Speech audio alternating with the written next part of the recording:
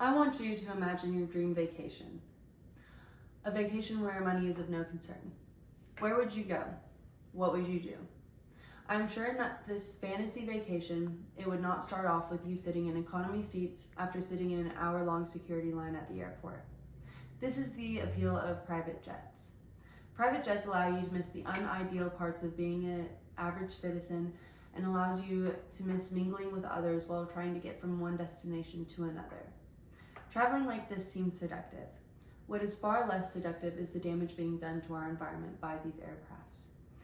Private jets are a growing problem for the planet, and left unchecked, they will become a top contributor to climate change. In this speech, I'm going to talk to you about the damage that is being done to the environment, the moral obligation that private jet owners have, and the ways that the government could step in to prevent more damage being done. We will talk about the damage being done to the environment first, so you understand how crucial this issue is.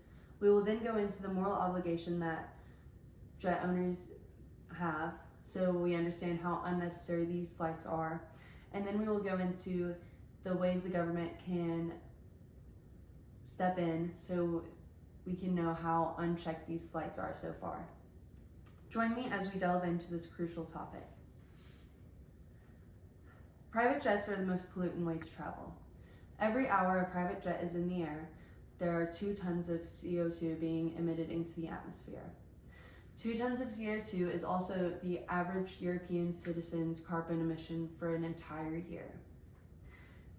If you're like me and you have a hard time imagining what 2 tons of CO2 looks like, imagine it filling up both sides of a UK semi-detached house.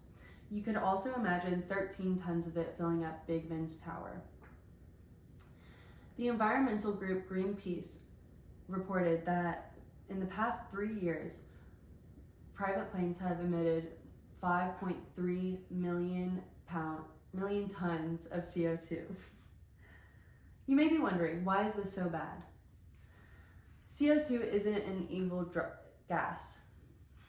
We actually need it to keep the temperature of the planet above freezing.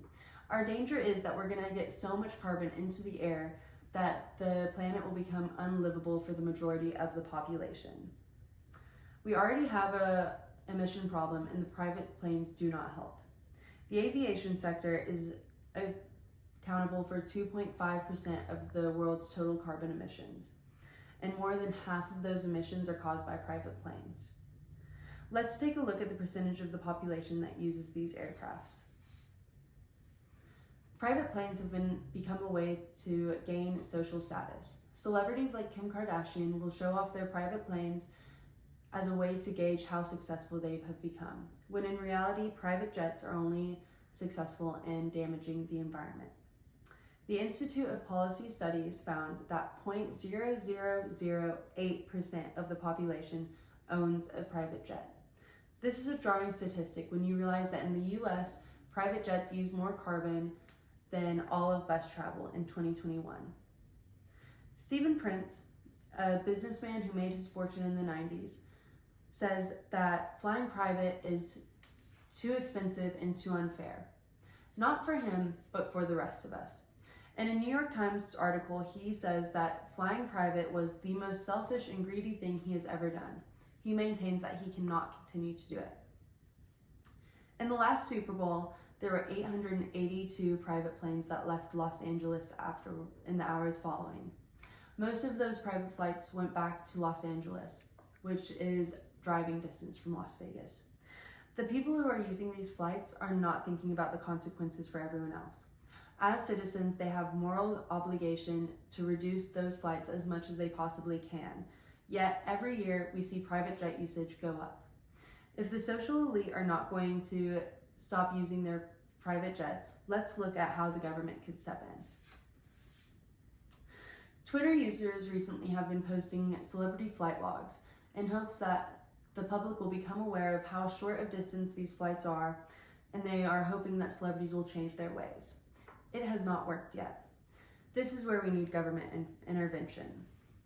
Forbes reports that France has made a big leap in banning short-haul travel.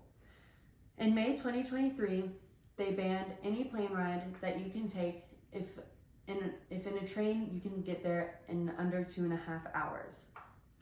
This does not include private jets, which is something that climate activists have been pushing for a while in France. They are going to review the bill in 3 years, and hopefully they will include private jets in their ban. The US in recent years sadly has gone a different route. During Donald Trump's presidency, he incorporated a tax write-off for large businesses that they could write off the entire price of a private jet if purchased. This is a big incentive for big businesses to buy private jets and continue to fly private. Chuck Collins, the IPS director, suggests a tax on the sale of private jets. He suggests that we tax 10% on used planes and 5% on new planes. If this was done, last year the US would have raised $2.6 billion. Private jet travel is only a mode of transportation for a small percentage of the population. The amount of carbon that it releases into the air is detrimental to the environment.